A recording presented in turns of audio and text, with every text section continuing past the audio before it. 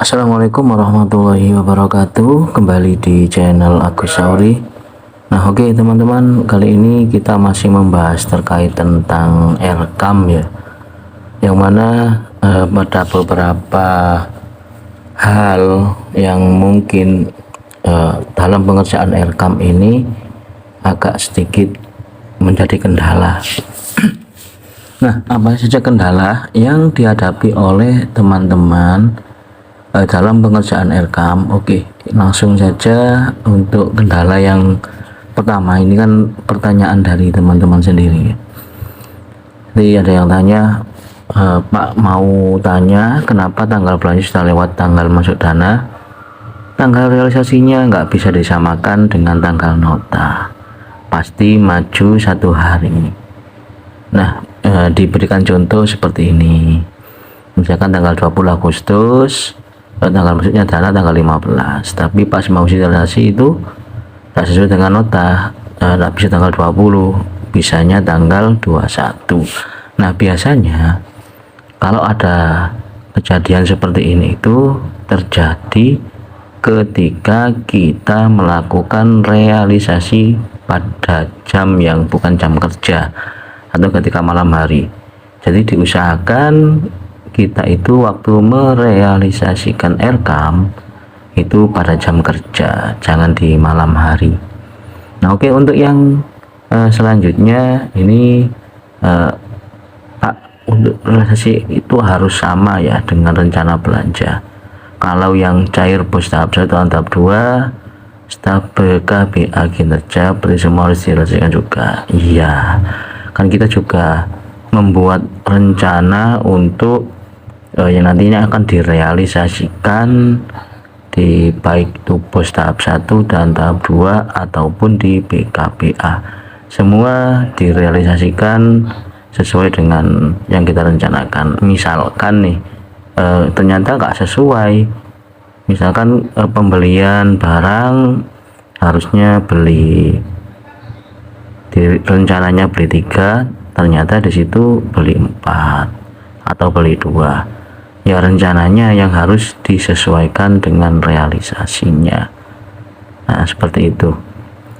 Kemudian ada lagi di sini, Pak, kan saya masuk dana pos 11 Oktober, kwitansinya tanggal 20, berarti input tanggal nota 20 Agustus, tanggal realisasinya 11 Oktober, atau harus sama dengan nota. Nah, untuk tanggal realisasi itu sama dengan lunas dibayarnya, berarti sesuai dengan setelah uang masuk baru lunas dibayar. Untuk tanggal transaksi tetap sesuai dengan nota transaksinya. Untuk lunas dibayarnya ya kapan, waktu setelah pencairan dana pos. Ini banyak sih yang bertanya seperti itu ya. Nah, terus ada lagi banyak sih sebenarnya, tidak bisa kita uraikan satu persatu. Kemudian yang ini coba, Pak, untuk tahap 2 apa perlu diisi EDM lagi, Pak? Mohon pencerahannya. Nah, tahap 2 kan tidak perlu, sudah sesuai dengan EDM tahun 2022, yang mana 2022 ini kita bisa gunakan untuk Aircam 2023, tidak perlu EDM lagi. EDM-nya cukup sekali saja dalam setahun. Nah, untuk 2023 EDM-nya ini nanti digunakan untuk Aircam 2024, seperti itu teman-teman. Kemudian di sini ada pertanyaan lagi, bagaimana cara mengatasi APBN pos tahap 2 yang tidak muncul? Dana pos tahap 2 sudah kami cairkan, sekarang mau mengajukan realisasi tapi APBN pos tahap 2 tidak muncul. Nah, kenapa kok tidak muncul? Biasanya ini tidak munculnya karena sudah banyak yang mengerjakan atau jalurnya sudah penuh ya. Jika yang mengerjakan itu sudah banyak, bareng-bareng itu penuh, makanya kemarin saya sudah menyarankan dikerjakan sedikit demi sedikit. Misalkan yang kemarin sebelum pos AA itu cair, kita sudah mengerjakan untuk Juli, Agustus, kan pos AA cairnya di bulan September Oktober kemarin, Oktober ya. Jadi Juli Agustus sudah terrealisasi, sudah enak ngerjakannya, tinggal beberapa bulan selanjutnya.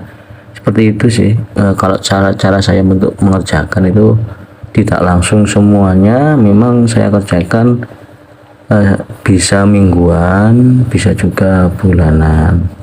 Tidak dikerjakan di akhir, pasti ya nanti akan lemot karena banyak yang memakai dan mengerjakannya. Oke, mungkin cukup itu. Yang lainnya nanti kita bahas di kemudian hari saja. Tapi sudah saya balas satu persatu. Jika ada yang masih belum jelas atau kurang memahami tentang pengerjaan RKAM, kita kan masih sama-sama belajar untuk pengisian RKAM. Jadi kita sambil belajar, sambil sharing pengalaman tentang pengerjaan RKAM, bukan menggurui, tapi kita sharing pengalaman kita dalam pengerjaan RKAM. Mungkin pengalaman saya dalam pengerjaan RKAM bisa membantu teman-teman dalam mengerjakan dan menyelesaikan realisasi RKAM 2023 yang setelah pengerjaan RKAM ini teman-teman langsung dihadapkan dengan pengerjaan EDM, evaluasi diri madrasah, yang nanti EDM ini akan digunakan untuk persiapan RKAM 2024. Nah, kemarin ini cuman sharing saja dan pengalaman ya. Kemarin itu ada beberapa teman-teman yang ketika pengisian EDM itu ada sedikit kesalahan. Akhirnya ketika RKAM-nya itu terisi, mau mengisi RKAM, dia tidak ada tentang gaji guru. Nah, padahal gaji guru ini kan wajib. Gaji guru ini kan wajib, teman-teman. Jadi coba di situ di EDM-nya pada kode 3.2.1 itu kegiatan belajar mengajar itu berkaitan dengan honor guru dan tenaga pendidik ataupun tenaga yang lainnya. Jadi jangan sampai itu tidak dicantumkan, karena nanti kalau itu tidak ada, bagaimana cara untuk mengalokasikan honorarium dari kegiatan pembelajaran. Oke, mungkin cukup itu. Semoga bermanfaat, dan bagi yang baru ketemu dengan channel ini silahkan untuk klik subscribe dan bunyikan loncengnya agar tidak ketinggalan saat saya upload tutorial selanjutnya. Oke, saya akhiri. Assalamualaikum warahmatullahi wabarakatuh.